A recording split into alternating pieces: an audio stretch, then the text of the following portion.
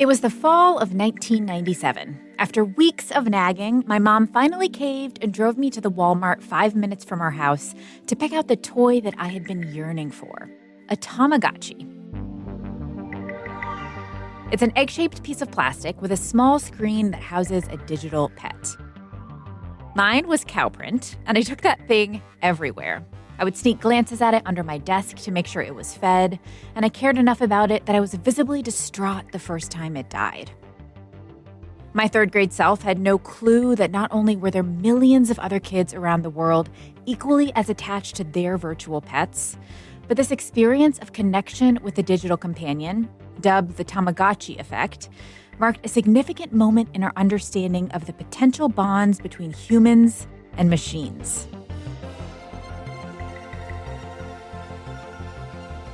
For us, it's enough that if something appears to be conscious, then we interact with it as if it is, even when we know perfectly well that it isn't.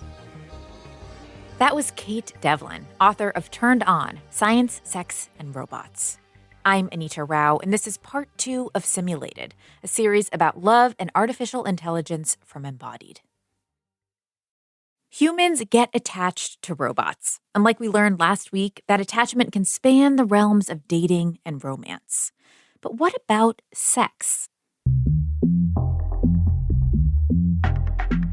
Throughout the past decade, numerous tech and robotic experts have gone on record with predictions that life-size, human-shaped, AI-equipped sex robots will be a significant part of our near future.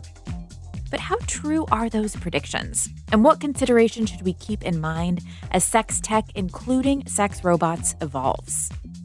Luckily, Kate Devlin is the perfect person to answer these questions. She's a scholar in artificial intelligence and society in the Department of Digital Humanities at King's College London. But before we get too deep into this potential ex machina future, we have to remember how we got here. And, surprise, surprise, humans have been designing technology to enhance sex, sensuality, and pleasure for a long time. We do have these phallic-shaped objects that go back as far as 28,000 years ago that have been found in caves. Now, whether or not those were used for sexual purposes, we have to just guess at that. It's not entirely impossible, but we do have stories from the time of written history from the ancient Greeks. We have lots of myth that feeds into this idea of creating the perfect artificial companion. And we definitely have stories about the real existence of things like sex toys then. One of the most famous stories of an artificial lover brought to life is the tale of Laodamia.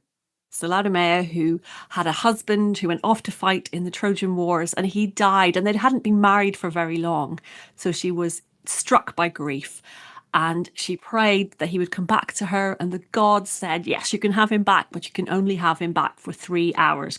So she got her husband back for 3 hours, and she built a likeness of him. She took that likeness to bed with her, and it all went terribly dystopian. It went so bad because a servant peering through a keyhole saw her in bed with this image of her husband and reported it to her father, who came in and threw the likeness on the fire, and she threw herself after him. And that sets us up for centuries of dystopian stories about sex robots. The story of Laodamia is one of the earliest mythical mentions of a human-shaped sex object.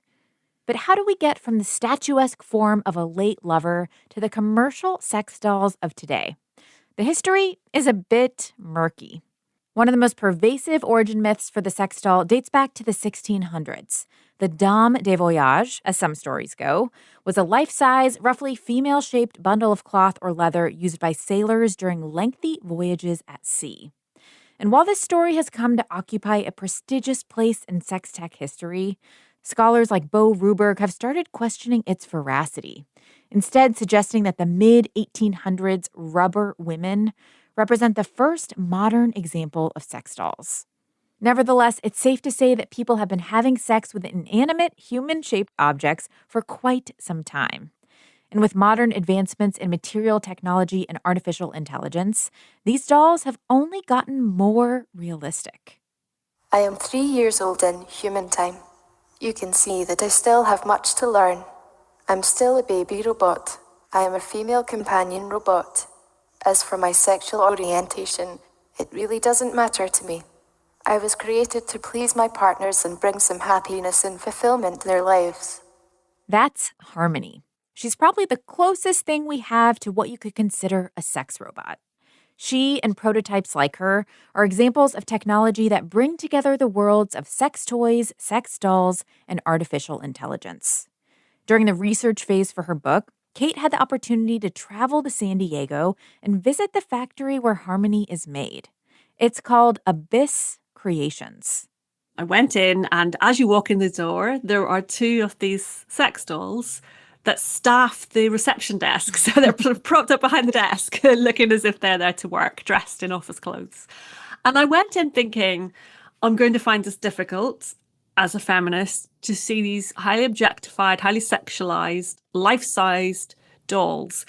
But what I wasn't prepared for was the skill and the craft and the expertise that went into creating something that was in many ways quite beautiful. So the details and the intricacy in what was being created, right down to patterns on the skin, freckles, on an arm, or wrinkles around the toes. These were all just these wonderful details that were so fine and so beautifully made that I could see the appeal of this. This is something artistic. This is something creative. And of course, these are very high-end sex dolls. They cost a lot of money. You can customize certain aspects of it. So this is not some generic production line turning these out. These take time and they take craft.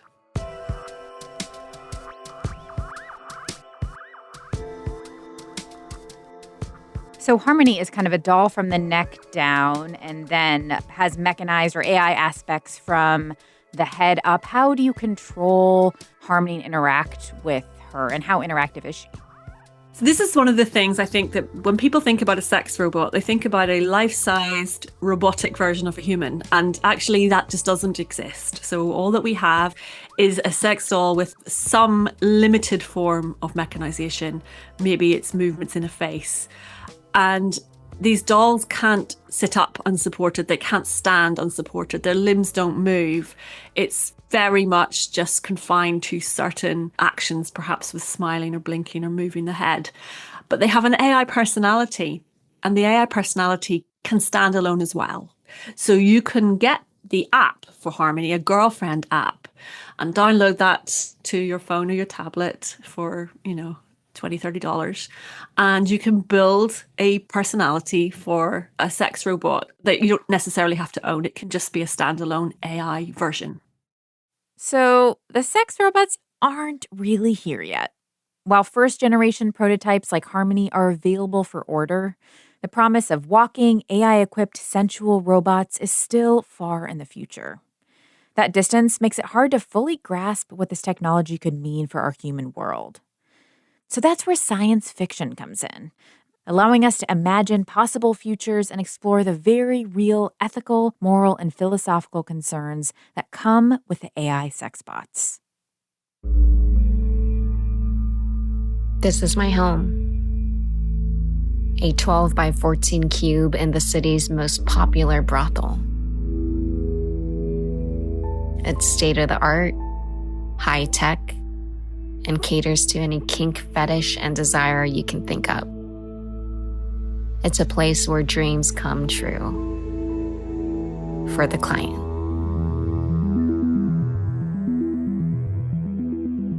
Life in this brothel isn't too bad, so long as you follow the rules. In my 7 years here, only one girl has ever attempted to run away.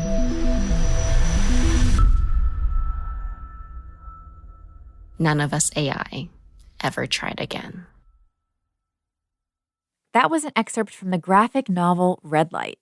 It's a story about an AI sex robot named Lacey and the futuristic brothel she calls home. So what makes Lacey unique is she's the first of her kind to be programmed with real human empathy. And that makes her extremely desirable to a lot of the clients that visit the brothel. That is Sarah Cho. She is a writer, director, and the author of Red Light. Unfortunately, in this futuristic world, AI have no rights whatsoever. They're seen as property. And so Lacey has never left the premises of the brothel. She's been trapped there. But she has a deep love and an obsession with the outside world, very similar to Ariel in The Little Mermaid. And we'll see her reignite her wants of wanting to escape and follow her journey in that. The illustration is stunning. And one of the things that stands out to me is how hypersexualized Lacey and the other AI sex bots are. And I know it's an erotic thriller, but these illustrations do resemble a lot of the sex bots that are currently on the market, like we were talking about with Kate. So, why did you decide to imagine Lacey in that kind of hypersexualized way? Yeah, Lacey is a product of her creator, Mr. And Mr. wanted to create the perfect companion for himself. And so he wanted to tailor every single attribute, every feature of her to be exactly to his liking. So it is the complete objectification of women. It is the complete stripping them down to their most basic physical parts and trying to sexualize it as much as possible. The artist, Priscilla Portratus, did a fantastic job. And I think what's also remarkable is there is one panel, if you look closely, that shows all of the sex bots kind of together. And you see that each of them kind of caters to a different taste. You have some that have body hair, some that are bald, some that have textured hair. And so this brothel is really meant to cater to any sort of desire a client might want, whatever they might be looking for. I love the illustration of the body here. That really stood out to me. And I know that, I mean, there is this kind of pretty narrow look for the current sex robots, Kate, that you have documented. And you've thought a lot about questions of objectification and who these bots are built for. What would you say the definition of kind of what's considered attractive is in terms of how these bots are representative and whose pleasure is being catered to? Yeah, the sex robots, well, the sex dolls that are currently created tend to take this incredibly reductive stereotype view of a woman's body. And I think probably very similar to what Sarah's just describing. So we see these dolls having narrow waists, often long blonde hair, large breasts, curvaceous. And I think this demand has arisen for the first few, perhaps, and then the company are making what they feel is wanted and what is desired in those dolls. But certainly then they will build on that with feedback and they bring in these customizable options. So like Sarah's work, in fact, the dolls that you can buy, you can do things like say, oh, well, I'd like them to have body hair, or I'd like them to have a particular color of nipples, or you can tweak these things. And although the companies say that they have a male version of a sex robot in development, it seems a little bit tokenistic. I think it's really because a lot of people were pushing back and saying, how come you have all these almost objectified images of women? Why are we not seeing any alternative to that?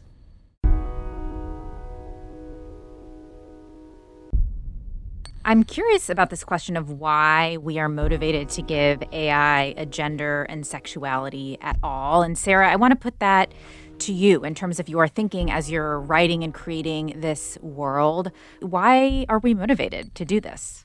Yeah, so I was really looking at the history of technology when I was inspired to write this graphic novel. And when I was looking at technology, one of the main pushers of advancements in technology has always been sex, whether it's like the proliferation of the internet. Pornography was a huge element of that. I think sex is such a primal drive for human beings. And I think that when we're looking at future technology, including AI, I think sex is still going to be a part of that, no matter what.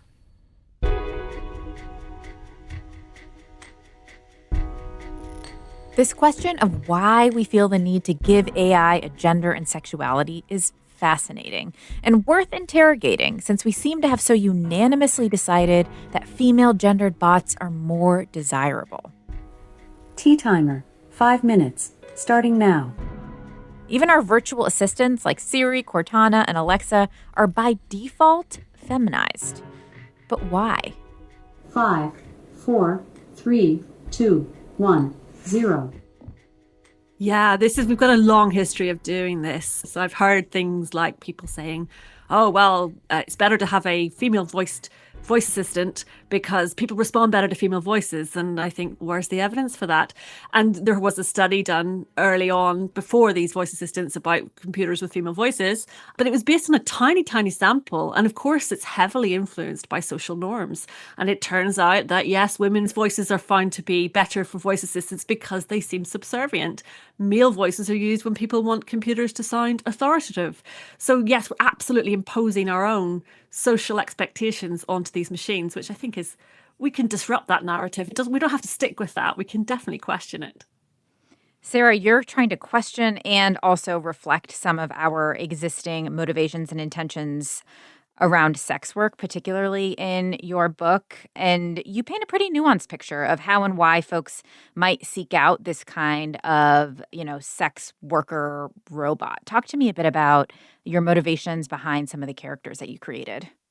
Yeah, so it really came out of kind of two parts of my life. One, when years ago, I helped produce a docu-series at the AVNs, which is the Adult Video News Network, and it's kind of the Oscars of porn. But while I was there, I got to talk to one of these sex doll creators, and one thing that he said that really stuck with me was that these sex dolls could be a great avenue for helping men through issues of intimacy and even helping people grieve after a divorce or after the loss of a wife as kind of a stepping stone to getting back into a real relationship with a real woman. I think the other kind of conversation that really stuck with me was years later. I was talking to a writer friend who mentioned that a lot of the clients who go to sex workers actually go to these sex workers because they're just looking for companionship. They're looking for someone who can listen to them and hear them out and feel understood. And so that's kind of how I created Lacey, that her empathy is going to be a high value skill in this sort of domain of sex work, because whoever her clients are at the end of the day are looking for real connection. We don't really have sex robots that are advanced or common enough to know exactly who's going to use them, who's going to buy them, how they're going to use them. But I do think, Kate, that we can take some cues from some of the products that do exist, like sex dolls. And I know you touched on earlier, you met with and spoke with a lot of folks who do own sex dolls. What did you learn about the why there? Like, why do they buy these and what role do they play in their lives? Very similar to what Sarah has just said, which is that often sex is secondary. And in fact, one of the questions I asked was, what would you tell the world about your relationship with your sex doll? And people would say that it's not just about sex. People will buy them because they want to have that companion element, a relationship type of engagement with them. So sex is not central. It's not the central motivating factor. It may be part of it, but often there is an emotional element as well. Sarah, talk to me, about your reflections on that, because immediately in reading your book, I was thinking about questions of consent. Like, should Lacey be able to give consent? Yes, I want her to. Why do I think that? Talk to me about your thinking on sex robots, consent, and what you're exploring about that in this graphic novel. Yeah, I think when you're looking at the character of Lacey, you'll find that there's very little differences between her and a human woman, other than the wires and the circuitry that she has in her build. And I think why it's so important to explore this idea of consent, particularly with a sex bot like Lacey, is because she's sentient. And I think what sentience means, at least to me, is she can feel what is happening to her. She is aware of what is happening to her, and she has the wherewithal and the capability of wanting something different.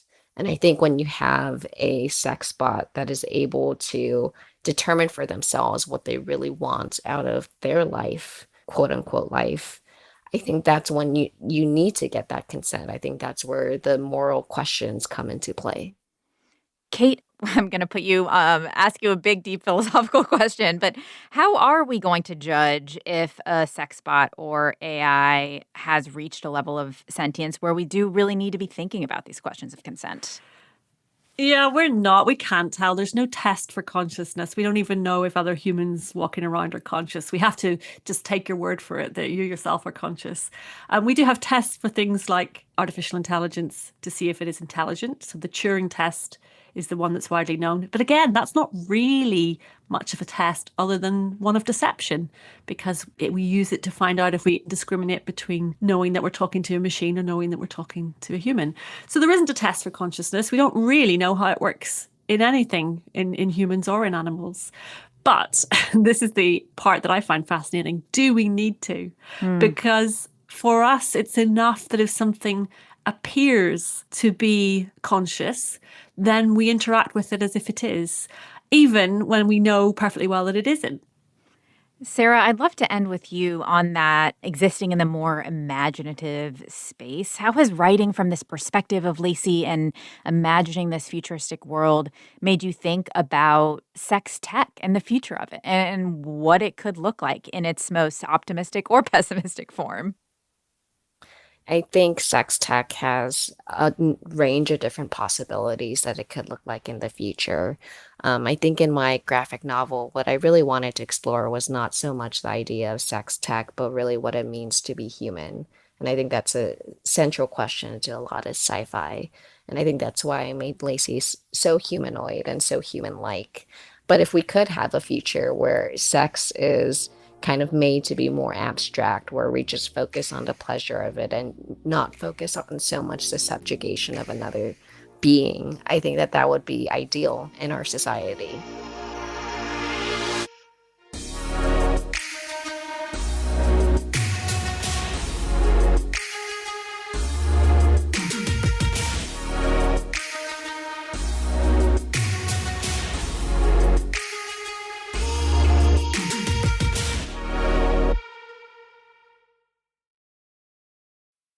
Sex robots raise a lot of ethical and moral questions that, to be honest, can send you spiraling into a philosophical rabbit hole.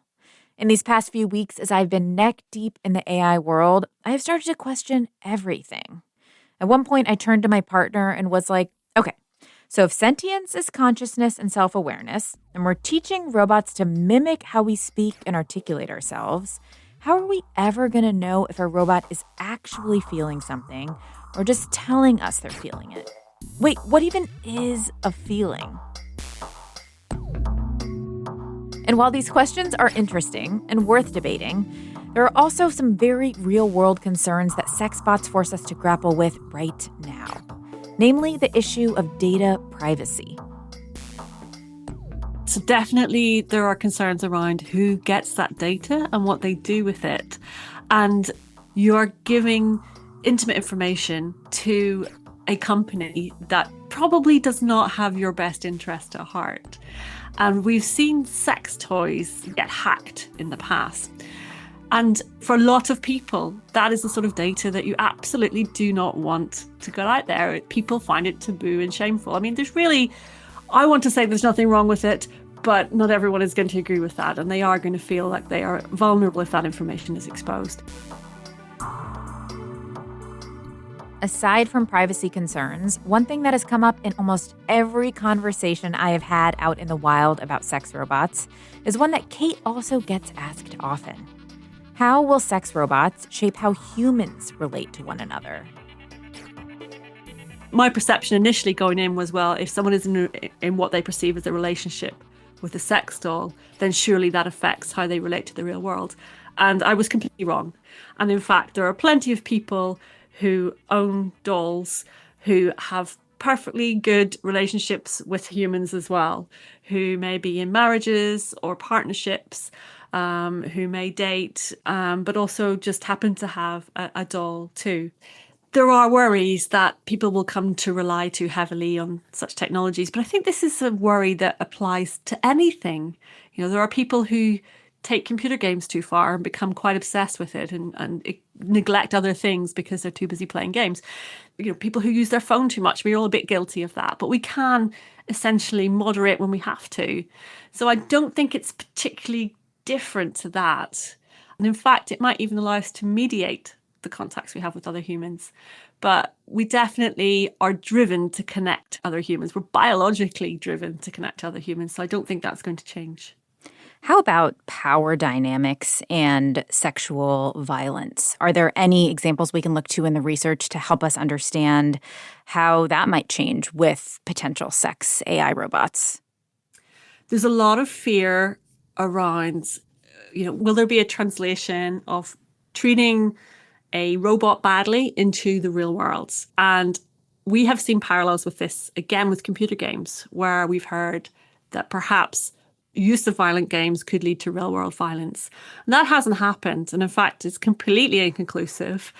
And certainly the people I spoke to who have sex dolls, they cherish them and they treat them really, really well. And I think you're always going to get outliers in the same way that you get outliers in relationships. There are people who are in relationships with humans who treat humans badly. There may be similar amongst people who are with, have dolls or intended to have robots or chatbots.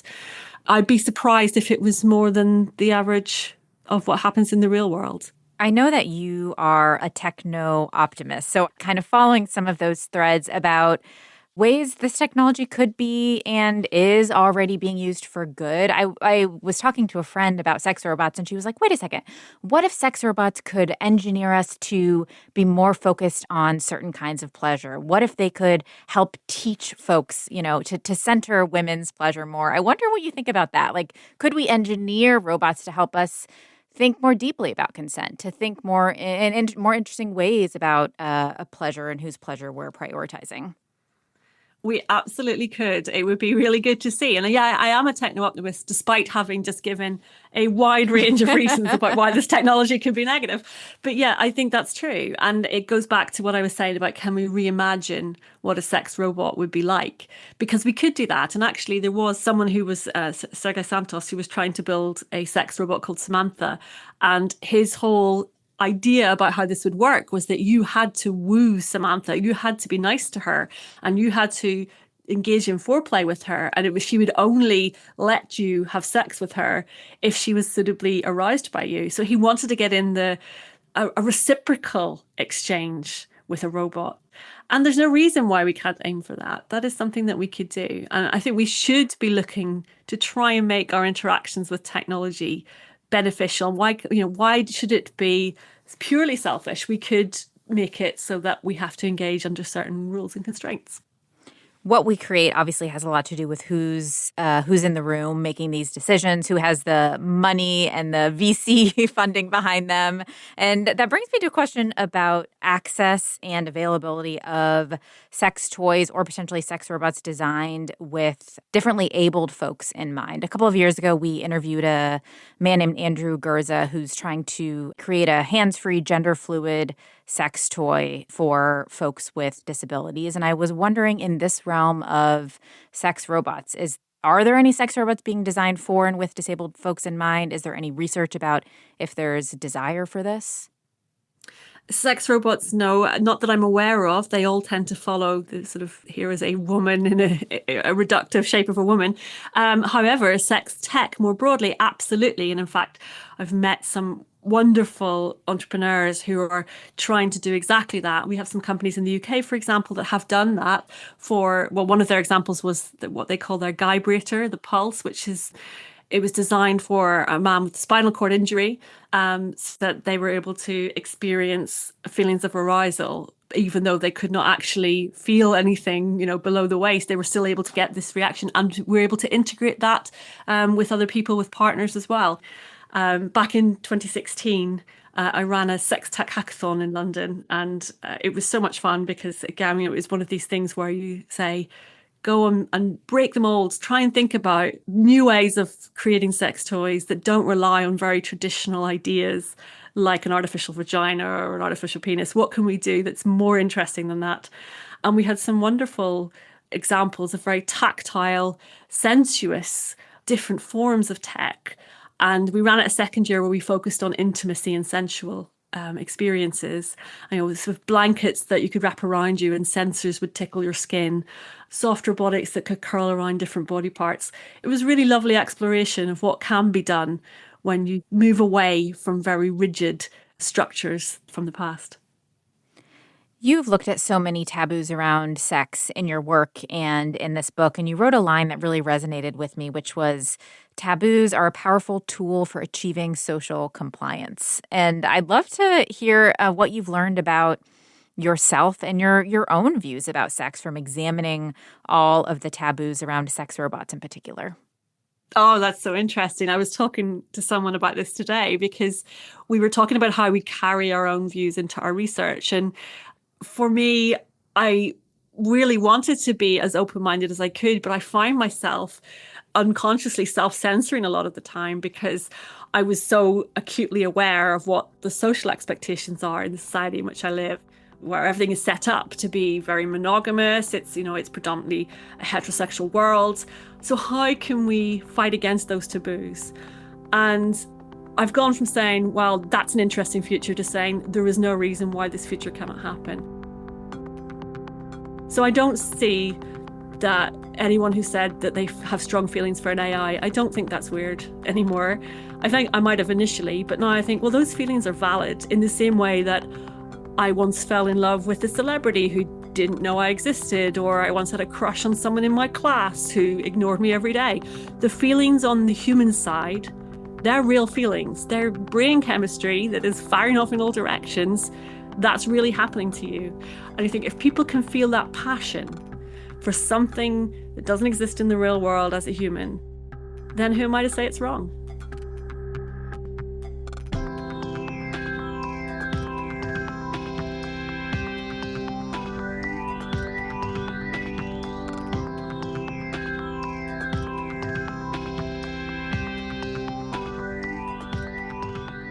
Embodied is a production of North Carolina Public Radio WUNC, a listener-supported station. If you want to lend your support to this podcast, consider a contribution at WUNC.org now. On the next installment in our series Simulated, we're talking about grief bots and how some folks are using AI to talk to their dead loved ones. Make sure you're subscribed to our podcast in your app of choice so you don't miss that and all future episodes. If you want to hear more from Kate or follow along Lacey's journey in red light, you can find links in the show notes of this episode. And while you're there, make sure to follow us on our social platforms. You can see bonus content for each of our episodes.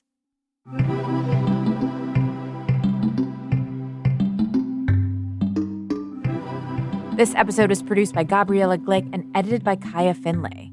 Paige Miranda also produces for our show. Skylar Chadwick is our intern, and Jenny Lawson is our sound engineer. Amanda Magnus is our regular editor, and Quilla wrote our theme music.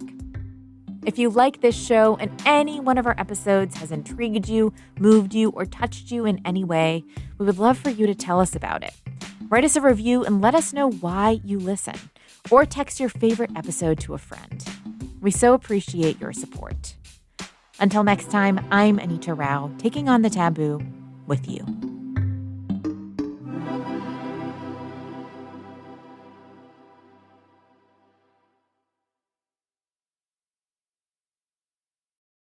I have to assume that the people who love Valentine's Day spent their middle school years completely protected from awkward interactions with their crushes and are now safely ensconced in a loving relationship, maybe even with someone who has the exact same love language. For everyone else, it can be kind of uncomfortable, right? That's why I'm suggesting we reframe the entire month of February to be less about performing your love and more about learning how to love yourself and other people better. To kick off this effort, I pulled together a starter kit of articles, songs, podcast episodes, and even a Google form to get us started on a different approach to the month of love. You can find them all in my Pocket collection. Pocket is a website and app that finds the most thought-provoking articles from trusted sources all around the internet and puts them in one place. With Pocket, you can find news stories to read, save podcasts and videos for later, and even have saved articles read aloud to you, starting with my collection. You can find it at getpocket.com/embodied.